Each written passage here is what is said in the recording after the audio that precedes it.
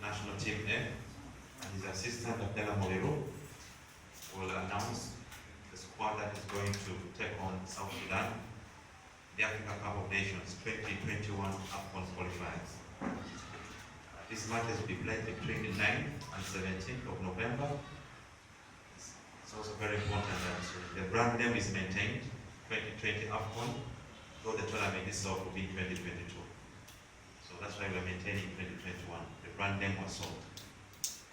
So head coach, Mr. McKinstry, Abdallah Moriru will help us, of course, do the Uganda version. Please, you're welcome to address the members of the league. Good morning, everybody. So, as Ahmed has said, we'll get straight into it in terms of the squad list, which I'm sure will be shared with everybody. What we're doing today is we're listing 20 foreign-based players.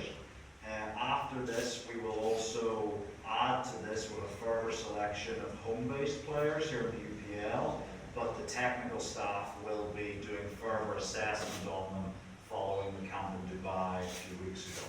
So the list will increase to around 25, 26 players, but today we have 20 foreign-based players who we are sending the invitations out to their clubs today.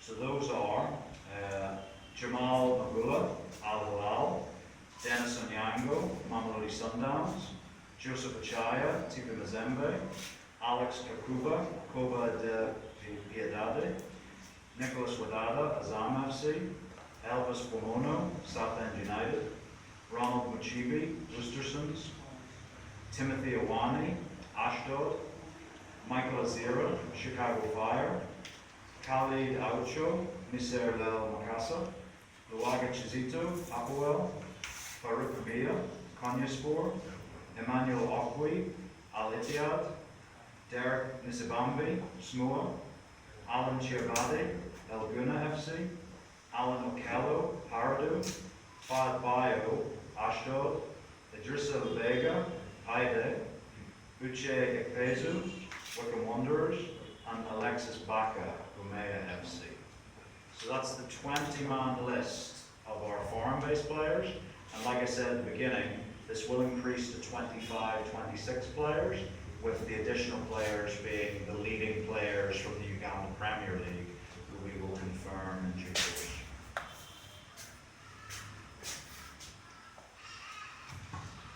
Okay, thank you so much, Coach. As brief as that. Are there any questions for the head coach? Or I can invite the assistant to do the wrap up. Local language. Please feel free if you have any questions for the coach.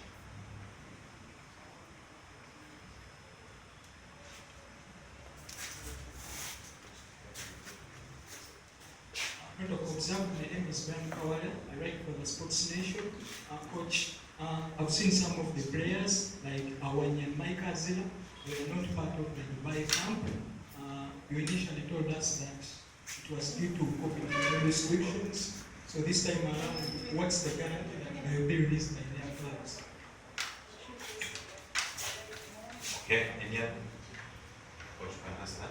Yeah, it's a good question. Obviously, going into Dubai, we worked with not just other football clubs, but government regulations around the world to see what was possible in terms of player movement.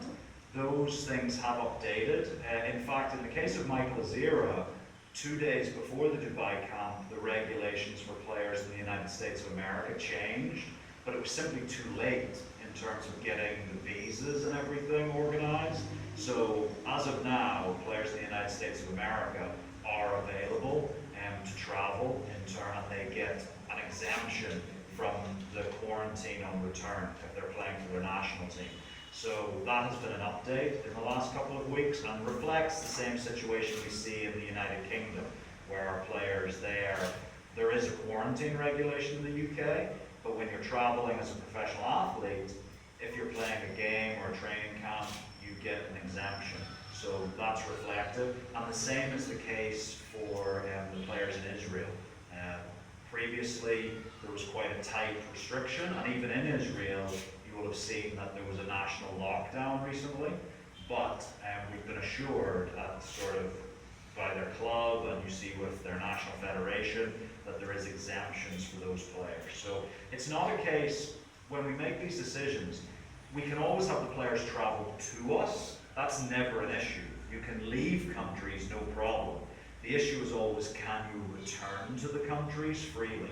Because a lot of countries do have, you know, these 10-day or 14-day quarantines, but the update in the United States and in Israel is that there is an exemption now